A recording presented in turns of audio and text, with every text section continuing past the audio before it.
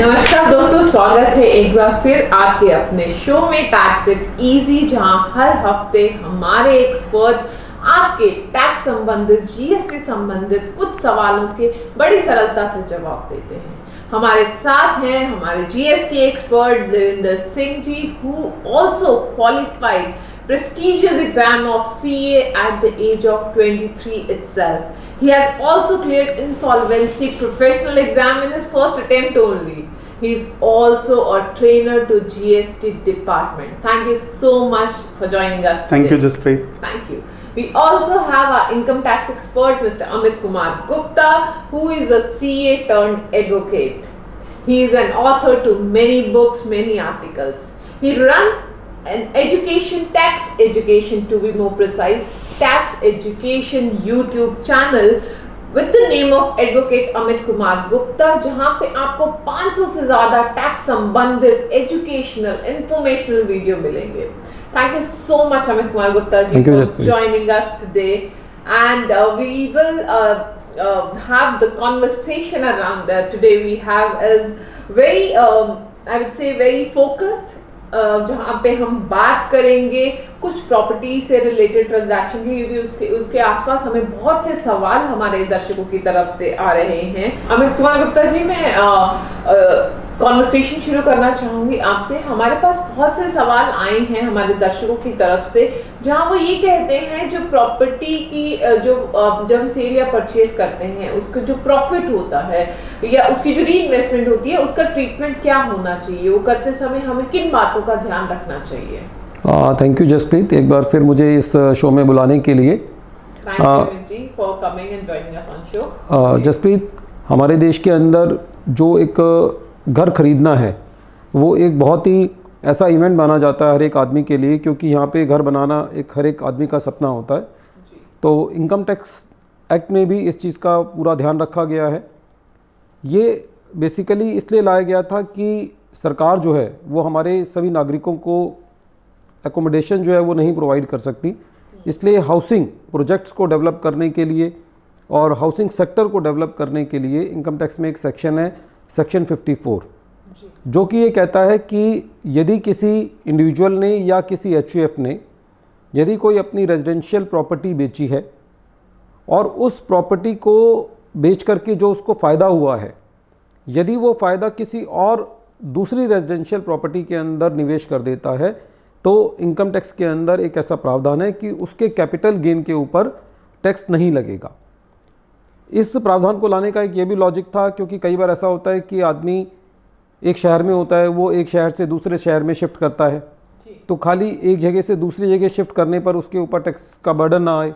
कई बार एक ही शहर में वो एक जगह से दूसरी जगह जाना चाहता है, छोटा घर लेकर के बड़े घर में जाना चाहता है, और कई बार उल्टा भी होता है कि कई बार कोई आदमी बहुत अच्छे घर में रह रहा होता है, उसकी फाइनेंशियल पोजीशन डेट्रियोरेट होती है, तो वो छोटे घर में भी मूव करता है। तो इन सब सिचुएशंस को कवर करते हुए एक सेक्शन 54 है, जो कि ये कहता है कि यदि किसी ने अपना घर बेचा है जहाँ पे वो रेजिडेंशियल प्रॉपर्टी, इसकी मेन कंडीशन है कि वो घर जो है वो रेजिडेंशियल प्रॉपर्टी होनी चाहिए, और उसका जो कैपिटल गेन जो भी उसको टैक्स लगा है, उसके जो भी उसको उसमें फ़ायदा हुआ है, वो फ़ायदा जो है यदि वो दूसरी रेजिडेंशियल प्रॉपर्टी में निवेश करता है तो उस फ़ायदे पर टैक्स नहीं लगेगा। लेकिन इसके लिए बहुत सारी कंडीशंस हैं। सबसे पहली कंडीशन ये है कि जो घर टैक्स पेयर ने बेचा है वो घर कम से कम उसने 2 साल पहले उसके पास हो। कहने का मतलब है कि उसके ऊपर लॉन्ग टर्म कैपिटल गेन होना चाहिए। लॉन्ग टर्म कैपिटल गेन तब होता है जब कोई प्रॉपर्टी जो है वो 2 साल से ज़्यादा कोई टैक्स पेयर अपने पास रख करके बेचता है। पहली कंडीशन ये है।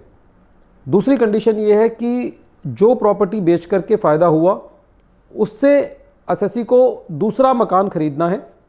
जब उसने ये प्रॉपर्टी बेची है उसके 1 साल पहले भी यदि उसने ख़रीदा है तब भी उसको बेनिफिट मिल जाएगा। जब उसने ये प्रॉपर्टी बेची है उसके 2 साल आगे तक भी यदि वो नई प्रॉपर्टी खरीद लेता है तब भी उसको इसका बेनिफिट मिल जाएगा। या अगले 3 सालों के अंदर यदि वो अपनी प्रॉपर्टी को कंस्ट्रक्ट करता है, क्योंकि कई बार बनी बनाई प्रॉपर्टी नहीं मिलती, तो इसलिए थोड़ा सा टाइम पीरियड और रियायत दी गई है कि आप 3 सालों में अपनी प्रॉपर्टी को कंस्ट्रक्ट कर लेते हो तो आपको जितना आपने कैपिटल गेन इन्वेस्ट किया है उतने का आपको बेनिफिट मिल जाएगा।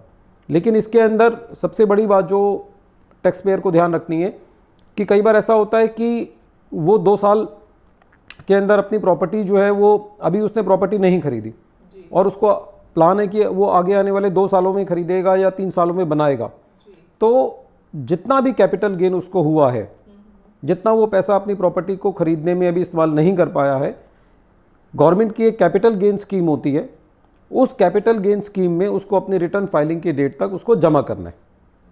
यदि वो पैसा उस डेट तक नहीं जमा करता तो फिर वो स्कीम का बेनिफिट नहीं ले पाएगा।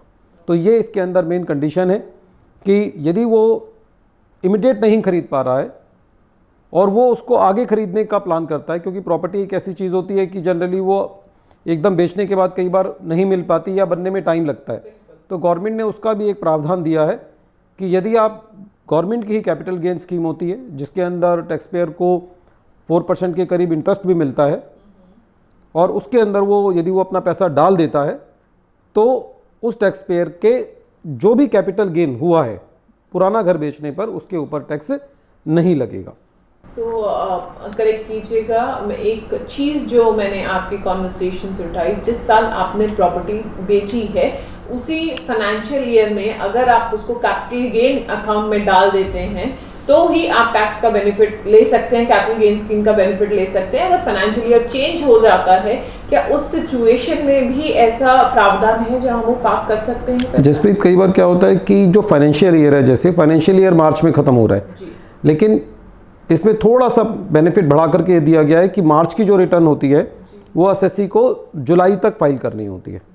तो यदि वो रिटर्न फाइलिंग की डेट तक भी वो स्कीम के अंदर पैसा डाल देता है तब भी उसको स्कीम का बेनिफिट दिया जाएगा, क्योंकि जनरली उसने मार्च में, सपोज करो किसी ने 31 मार्च को प्रॉपर्टी बेची या 29 मार्च को बेची, तो उसके पास खाली 2 या 3 दिन के अंदर वो पैसा जमा नहीं कर पाएगा, प्रैक्टिकल डिफिकल्टी है। तो इसीलिए उसको ये टाइम दिया गया है कि जब तक आपको रिटर्न फाइल करनी है या तो अपनी प्रॉपर्टी खरीद लो, आपके पास 2 साल का टाइम है, लेकिन आपको रिटर्न फाइलिंग की डेट तक वो पैसा जो है वो स्कीम में डाल देना है।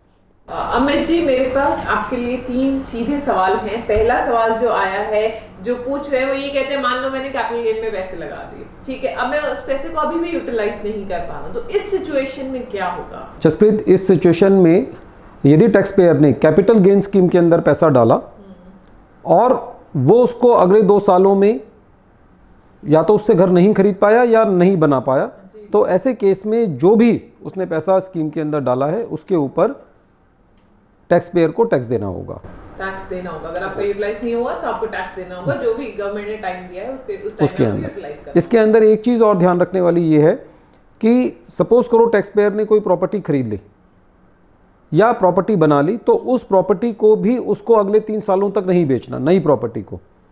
यदि वो उस प्रॉपर्टी को बेच देता है तो उस केस में भी जितना टैक्स का बेनिफिट उसको मिला है उतना टैक्स उसको देना होगा। ये प्रावधान इसलिए लाया गया था कि लोग इस प्रोविज़न का मिसयूज़ ना करें, ताकि लोग इसको बिजनेस ना बना लें। तो यदि किसी ने अपनी एक प्रॉपर्टी बेच के जो उसको फ़ायदा हुआ वो उसको नई प्रॉपर्टी में इन्वेस्ट करता है, तो उसका गेस्टेशन पीरियड जो है वो 3 साल रखा गया है कि वो उस 3 साल तक उस प्रॉपर्टी को नहीं बेच सकता। और मान लीजिए अब मैंने प्रॉपर्टी बेच दी, अब मैं मुझे एक प्रॉपर्टी से जो कॉर्पस आया 2 करोड़ का आया, मैं छोटा घर लेना चाहता हूँ, अब मैं चाह रहा हूँ वो 2 करोड़ से मैं 2 अलग अलग घर ले लूँ, तो क्या ये इस केस में इस चीज़ को कैसे देखा जाएगा? जसप्रीत, पहले जो प्रोविजंस थे वो ये थे कि एक घर बेच के टैक्स पेयर एक ही और घर ले सकता था जी। लेकिन एक रिसेंट अमेंडमेंट ये आया कि यदि जो कैपिटल गेन हुआ है टैक्स पेयर को, जो उसको फ़ायदा हुआ है, यदि वो 2 करोड़ से ज़्यादा नहीं है तो वो 2 मकान खरीद सकता है। लेकिन ये फैसिलिटी खाली किसी भी टैक्स पेयर को उसके जीवन काल में एक ही बार मिलेगी। ऐसा नहीं है कि उसने एक घर बेचा, 2 करोड़ रुपए तक का उसको कैपिटल गेन हुआ, उसने 2 घर खरीद लिए, फिर वो उसमें से एक घर 2 करोड़ तक का बेच दे, फिर उससे 2 घर खरीद ले, तो ऐसा नहीं है। तो जो 2 घरों का बेनिफिट गवर्नमेंट ने दिया है वो किसी भी टैक्स पेयर को अपने जीवन काल में एक बार ही मिलेगा। मतलब उससे ये नहीं लगना चाहिए कि वो इसका एक अनयूजुअल बेनिफिट ले रहा है। तो ये खाली जो स्कीम है वो एक हाउसिंग प्रोजेक्ट को या एक हाउसिंग स्कीम को बढ़ावा देने के लिए, ना कि उसको एज ए टैक्स इवेजन की प्लानिंग की तरह यूज़ नहीं करना, टैक्स प्लानिंग के बतौर आप यूज़ कर सकते हैं। एक टैक्स प्लानिंग और टैक्स इवेजन में फ़र्क होता है। टैक्स प्लानिंग ये होती है कि कोई भी टैक्स पेयर जो है वो कानून के दायरे में अपना टैक्स कम करे, और टैक्स इवेजन होता है कि वो किसी एक मालाफाइड इंटेंशन से टैक्स को चोरी करने की कोशिश करे।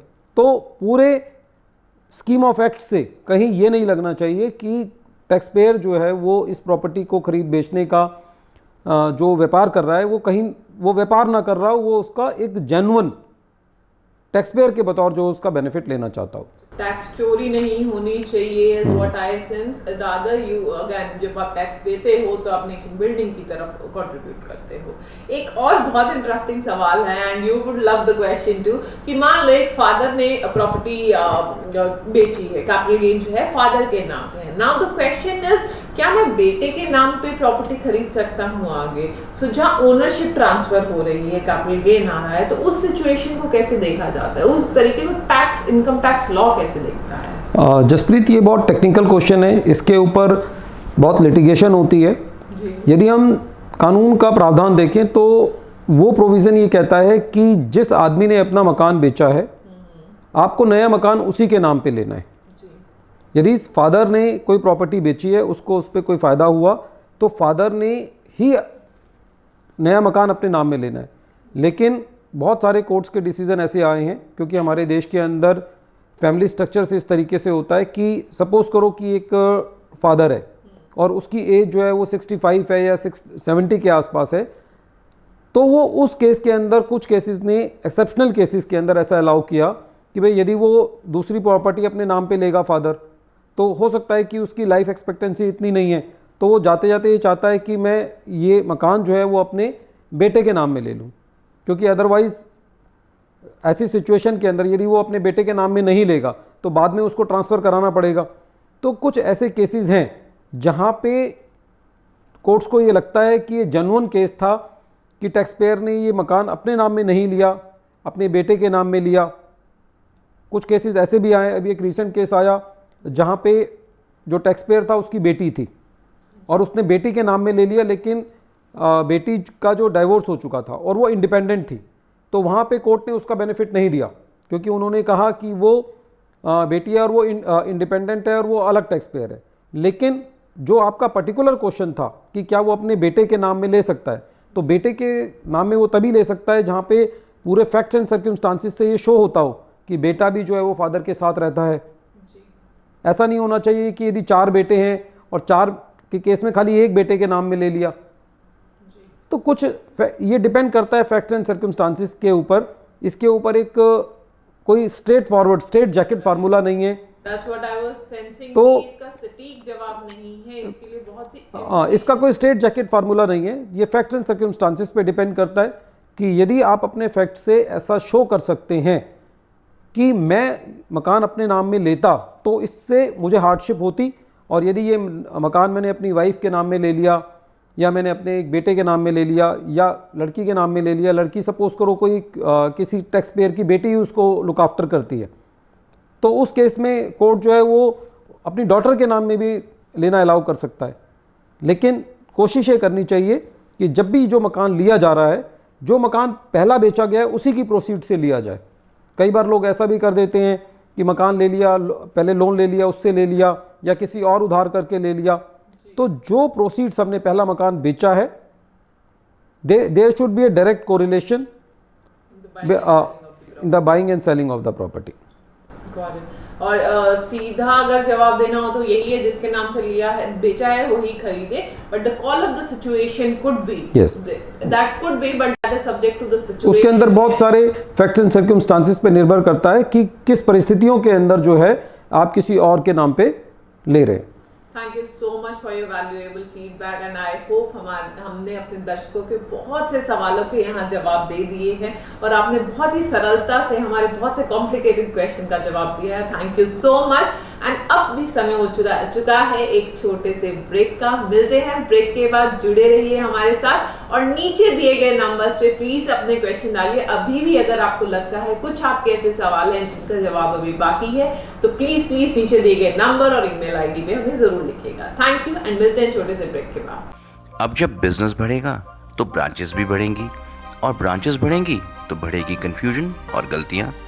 अब करें अपने टैली, बिजी या किसी भी अन्य सॉफ्टवेयर को सेंट्रलाइज केवल क्लाउड एक्सेस से। ज़्यादा जानकारी के लिए डायल करें 8826974747। बेचारा कंप्यूटर डेटा, कभी इसकी चोरी का डर तो कभी वायरस अटैक से बिगड़ने का, तो कभी हार्ड डिस्क का क्रैश होना। न जाने क्या क्या सहता है हमारा कंप्यूटर डेटा। पर अब और नहीं, कंप्यूटर डेटा को हरदम रखें सेफ क्लाउड एक्सेस से। ज्यादा जानकारी के लिए डायल करें 8826974747। स्वागत है आपका एक बार फिर से। एंड हमारी बात चल रही थी इनकम टैक्स एक्सपर्ट से, अब हम लोग करते हैं हमारे जीएसटी एक्सपर्ट की तरफ। और देवेंद्र जी, मेरा जो पहला सवाल आपसे है वो ये है कि मान लो एक ट्रांसपोर्टर सामान कैरी कर रहा है और इनवॉइस पे 20 आर्टिकल लिखे हैं। अब जब एक जीएसटी ऑफिसर जो है उसको इंस्पेक्ट करता है एंड ही फाइंड्स कि आर्टिकल 20 ना होके 25 हैं, ऐसे केस में ट्रांसपोर्टर के पास क्या रेमेडी है? He is not even aware of the situation कि 20 की जगह 25 जा रहे हैं, तो इस सिचुएशन में ट्रांसपोर्टर क्या कर सकता है? Thank you Jaspreet for inviting me over this show. Always a privilege to have you on show, sir. Thank you. Second चीज जहां पर कह रहे हैं कि ट्रांसपोर्टर को मालूम नहीं है, देखिए जब ट्रांसपोर्टर की ड्यूटी है इनवॉइस को कैरी करना, और अगर इनवॉइस पर 20 आर्टिकल लिखे हैं जी। और अगर अंदर 25 आर्टिकल हैं, तो ट्रांसपोर्टर इस बात से तो बच नहीं सकता कि उसको मालूम नहीं था। या तो वो उस पैकेट पूरा कवर होता और उसके अंदर होते और ट्रांसपोर्टर कहता मुझे मालूम नहीं है कि उस पैकेज के अंदर कितने आर्टिकल्स हैं। जहां तक ऐसा पहले भी होता हुआ आया है कि ट्रांसपोर्टर को भी ऐसे केस में जहां सप्लायर की गलती है, ट्रांसपोर्टर को भी काफ़ी लंबे समय तक भुगतना पड़ता है और उसकी गाड़ी रुकी रहती है और वो अपना कोई बिजनेस आगे कैरी ऑन नहीं कर सकता। ऐसा पहले होता आया है। बट 1 जनवरी 2022 से इस रूल के अंदर थोड़ा सा चेंज लाया गया। उसमें ये लाया गया कि जितनी भी पेनल्टी लगेगी वो पेनल्टी या 1 लाख रुपए, दोनों में से जो भी कम है, ट्रांसपोर्टर उतना भरे और अपनी गाड़ी को छुड़ा कर ले जाए। सामान जो है वो जीएसटी अफसर रख लेंगे, क्योंकि सामान के लिए जो पर्सन रिस्पॉन्सिबल है वो सप्लायर है, ट्रांसपोर्टर रिस्पॉन्सिबल नहीं है। पर यहाँ पर एक जो स्थिति उत्पन्न होती है, एक जो प्रॉब्लम राइज होती है, वो जीएसटी डिपार्टमेंट के लिए भी होती है कि सपोज करो उन्होंने किसी व्यक्ति का सामान पकड़ा, पेनल्टी बन रही है 50 लाख रुपए की, तो ट्रांसपोर्टर को जो देना है वो देना है 50 लाख या 1 लाख जो कम है। तो 50 लाख या 1 लाख में से जो कम बना वो 1 लाख रुपए बना। ट्रांसपोर्टर ने 1 लाख रुपए दिया और अपनी गाड़ी को ले गया। अब जीएसटी वाले उस सामान को रखें कहां? तो जीएसटी वालों को भी अपने यहां पर एक गोदाम बनाकर रखना पड़ेगा ताकि वो उस सामान को वहां पर संभाल कर रख सके, ताकि कल को सप्लायर ये ना बोले कि मेरा सामान अंदर कुछ और था और आपने जो रखा है वो कम कर दिया या ज्यादा कर दिया या रिप्लेस कर दिया। तो एक प्रैक्टिस की जरूरत है, एक गाइडलाइंस की जरूरत है मेरे अनुसार कि ऐसी स्थिति में क्या किया जाना चाहिए। एक बेटर गाइडलाइन यस। जो आप कहते हैं। अब इसी सिचुएशन को अगर हम दूसरी तरफ देखें तो कई बार ऐसा भी होता है, ट्रांसपोर्टर जो है मल्टीपल वेंडर्स के, मल्टीपल लोगों के सामान लेके जा रहा है। अब मान लो हम अगर 4 लोग हैं, 3 का सामान सही है या 2 का सामान सही है और 2 का गलत है, तो इस सिचुएशन में इस सिचुएशन को कैसे देखा जाता है, इस चीज को कैसे हैंडल किया जाता है? देखिए इस स्थिति को हमें ऐसे समझना पड़ेगा। आपके क्वेश्चन को मैं रीफ्रेम करता हूं कि एक बहुत बड़ा ट्रक है और वो सिर्फ एक सप्लायर के गुड्स कैरी नहीं कर रहा, वो एक से ज्यादा सप्लायर्स के गुड्स कैरी कर रहा है। एग्जाम्पल के रूप में लेते हैं कि वो 10 सप्लायर्स के गुड्स लेकर जा रहा है। जीएसटी वालों ने, अफसर ने गाड़ी रोकी और जो 10 सप्लायर के इनवॉइसेस थे उनको चेक करना शुरू किया। 7 सप्लायर्स के इनवॉइसेस और सामान, जो इनवॉइस पर सामान लिखा था और जो फिजिकली चेक किया वो ठीक पाया गया, बट 3 के ये ठीक नहीं पाया गया। तो क्या 3 के साथ साथ उन 7 सप्लायर का भी, जिनका सामान बिल्कुल ठीक था एज पर इनवॉइस और एज पर फिजिकल इंस्पेक्शन, क्या उनका सामान भी रोक कर रखना चाहिए? तो एक सर्कुलर है, सर्कुलर नंबर 49, जिसके बीच में ये बात लिखी गई है कि अगर जितने लोगों का सामान ठीक है उतने सामान को जाने देना चाहिए, नहीं रोकना चाहिए। पर बाकी 3 लोगों का सामान भी रोको और गाड़ी भी रोको। अब अगेन जो स्थिति राइज होती है वो ये राइज होती है कि अब गाड़ी ने तो वही रुके रहना है, तो 7 का सामान जाए कैसे, क्योंकि गाड़ी तो आगे जा नहीं सकती।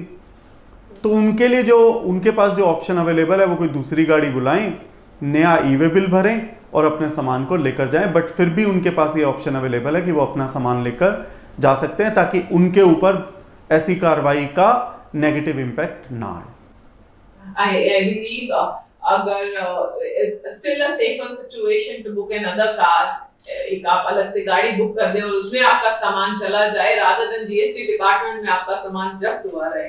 बट हाँ, बहुत एटलीस्ट यहाँ पे ये राहत मुझे जो दिख रही है वो ये है कि अगर आप सही हैं यहाँ पे तो आपको हैसल नहीं होगा। The least hassle you can have is कि आपको एक नई गाड़ी बुक करके एक नया ई-वे बिल भर के आपको वो दोबारा से डिस्पैच करना पड़ेगा।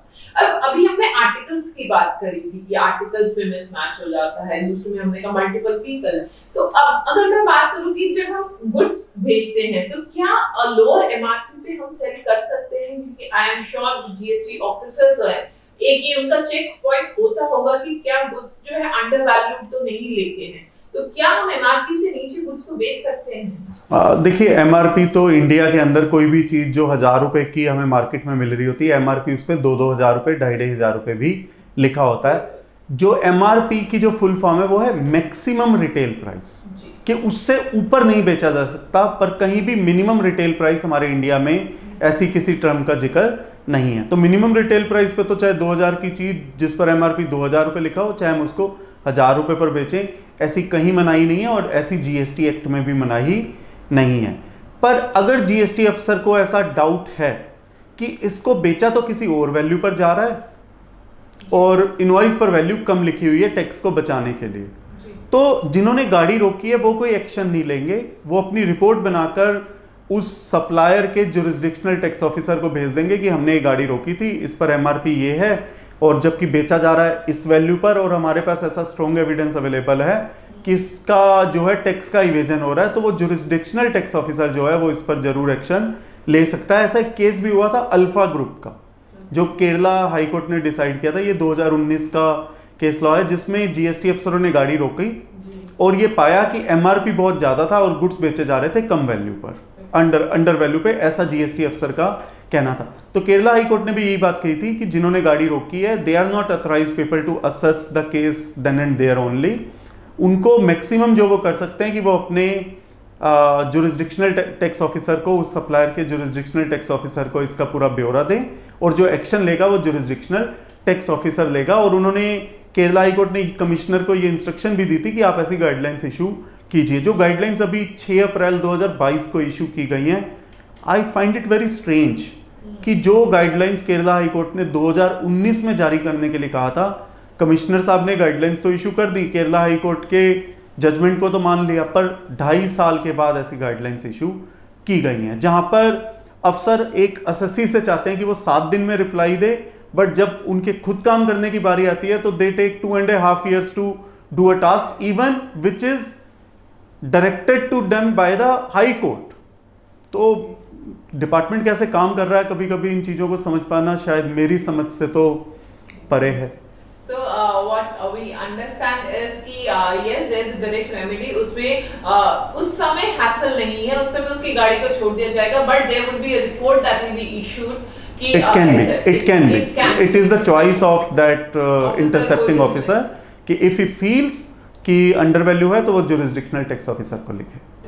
एंड ई-वे बिल भी बहुत सिग्निफिकेंट है जीएसटी टैक्स ऑफिसर्स जब हमारी गाड़ी को इंस्पेक्ट करते हैं, तो मान लो मेरा ई-वे बिल एक्सपायर हो गया बिकॉज ऑफ XYZ रीजन, तो इस सिचुएशन में क्या मेरे पास जस्टिफिकेशन होती है? कई बार एक्सेप्शनल सिचुएशन भी होती है, सो इस सिचुएशन में क्या होता है? देखिए, हम ई-वे बिल अगर आपका एक्सपायर हो रहा है, वैसे गवर्नमेंट ने हमें गुड एनफ टाइम दिया हुआ है कि हमारे गुड्स एक स्थान से दूसरे स्थान में, जितना गवर्नमेंट ने हमें टाइम दिया है that is more than enough. तो सबसे पहली स्थिति तो ये होनी चाहिए कि अपने टाइम में अपने गुड्स पहुंचाइए। बट किसी अगर एक्सेप्शनल स्थिति में आपका ई-वे बिल एक्सपायर हो रहा है तो पोर्टल पर हमारे पास ये भी सुविधा अवेलेबल है कि हम ई-वे बिल की वैलिडिटी को बढ़ा सकते हैं। पर अगर ये भी अगर आपने नहीं किया, ये भी रह गया, तो तीसरे केस में भी ऐसे हाई कोर्ट की काफ़ी जजमेंट आ चुकी हैं जिसमें कहा गया है कि अगर सिर्फ ई-वे बिल एक्सपायर हुआ है तो सप्लायर के ऊपर पेनल्टी नहीं लगाई जानी चाहिए। अगर उसका intent to evade payment of tax नहीं है, अगर ये साबित नहीं हो रहा कि उसने डेलिबरेटली टैक्स को बचाने के लिए ऐसी चोरी की है, तो सिर्फ ई-वे बिल एक्सपायर होना is not good enough ground कि उसके ऊपर हैवी पेनल्टीज लगाई जाएं।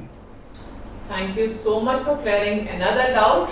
And I believe आज का हमारा जो डिस्कशन है, हमने ट्रांसपोर्ट ऑफ गुड को बहुत अच्छे से समझ लिया है कि किन किन रीजंस की वजह से गाड़ी को रोका जा सकता है और क्या मेरी अप्रोच होनी चाहिए एज एन एसएससी या फिर एज अ जो जिसका सामान जा रहा है एज सप्लायर. सो अगर मैं कंक्लूडिंग रिमार्क्स की तरफ अगर हम जाएं और मैं आपको ये बोलूँ कि देवेंद्र जी हमें कुछ ऐसा बताइए जो एक जनरल एडवाइस हो क्लाइंट को कि इन चीजों का जसप्रीत हमारे सभी क्लाइंट्स को irrespective of the fact what the situation is ध्यान रखना चाहिए, तो क्या होगी? देखिए, जो पिछले 5 साल में मैं जीएसटी को समझाऊं, जीएसटी को 5 साल होने वाले हैं आगे आने वाले 2 महीने 2.5 महीने के अंदर, जितना मैं जीएसटी को समझ पाया हूं, यदि आप सारे काम समय पर कर रहे हैं, अपने कंप्लायंसेस ठीक पे भर रहे हैं, ई-वे बिल को टाइम पर भर रहे हैं और सारे लॉ के प्रोविजंस को फॉलो कर रहे हैं, तो मेरे अनुसार आपको कोई प्रॉब्लम फेस करनी नहीं पड़ेगी.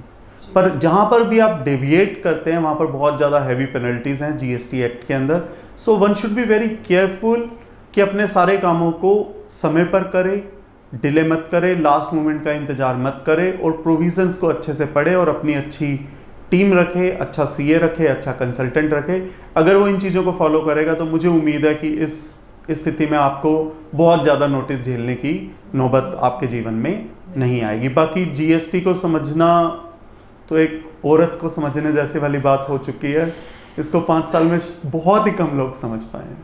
Thank you so much, Devendra ji, for your closing remarks. Those were impactful indeed, and I hope हमारे दर्शकों को अब अपना सामान एक जगह से दूसरी जगह ले जाने में तो कोई दिक्कत नहीं होने वाली और 4-5 सवाल तो जीएसटी ऑफिसर्स के हम बहुत एफिशिएंटली हैंडल कर लेंगे.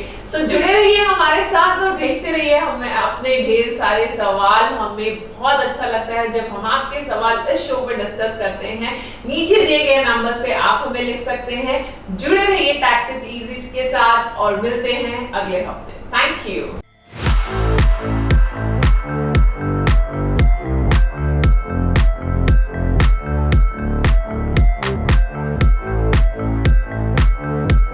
नमस्कार दोस्तों, मैं अनुज बंसल अमीगोस अलायंस से आपका अपना ट्रैवल पार्टनर. इस हफ्ते हम बात करेंगे एक अलग तरह के टूरिज़्म की.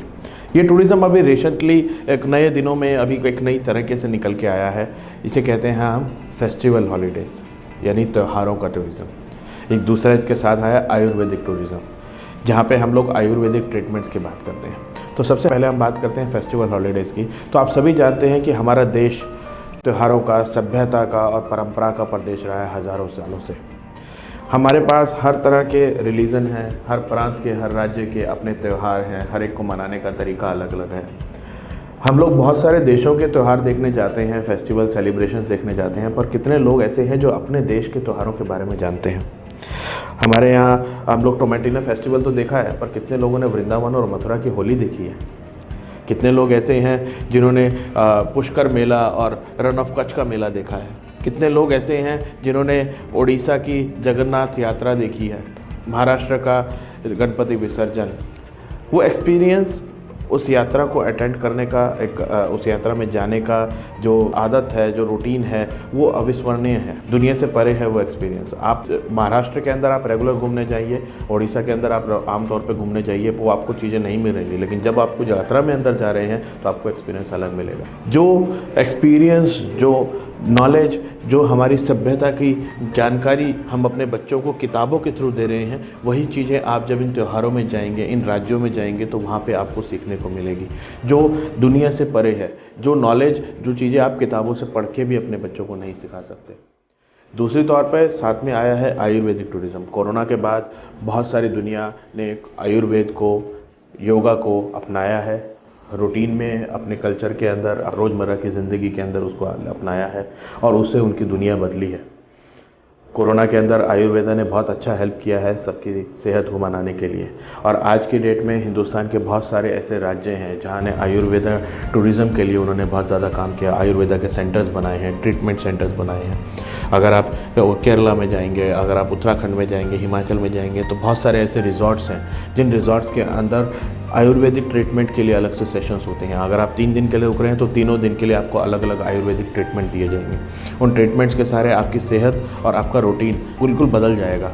जहाँ पे आपको नॉर्मल रूटीन से नॉर्मल घर के खाने पीने के अलावा आपको बाकी चीज़ें मिलेंगी। इसी के साथ मैं आप लोगों से अलविदा लूँगा। आशा करता हूँ हमारे ट्रैवल बाइट्स, हमारे ट्रैवल टिप्स आपको हेल्प करेंगे अपने अगले हॉलीडे प्लान करने में, और आप हमें निरंतर सेवा का मौका देते रहेंगे।